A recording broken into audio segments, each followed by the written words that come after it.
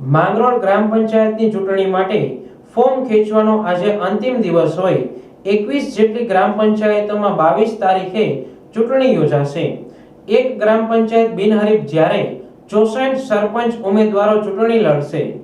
માંગરોળ તાલુકાના 11 ગામના સરપંચ ઉમેદવારના ફોર્મ પરત ખેંચાયા બાદ હવે 64 ઉમેદવારો સરપંચોની ચૂંટણી લડશે।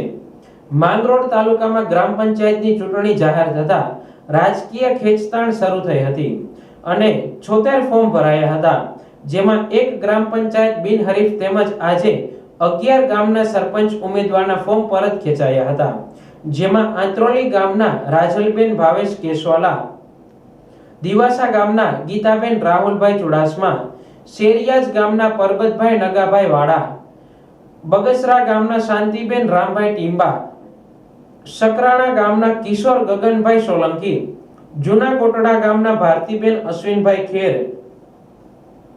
શેરિયાજ બારા ગામના અસ્કર અલી બાવા મિયા કાદરી, નવા કોટડા ગામના રાબિયાબેન ઇબ્રાહિમ પડાયા, કરમદી ચિંગરિયા ગામના દક્ષાબેન દિનેશભાઈ બારડ અને ચોટેલીવીડી ગામના બે ઉમેદવારો ખીમાઈબેન અર્જણભાઈ હુણ અને રૂપીબેન ભગવાન ગરચરના ફોર્મ પરત ખેંચાયા હતા।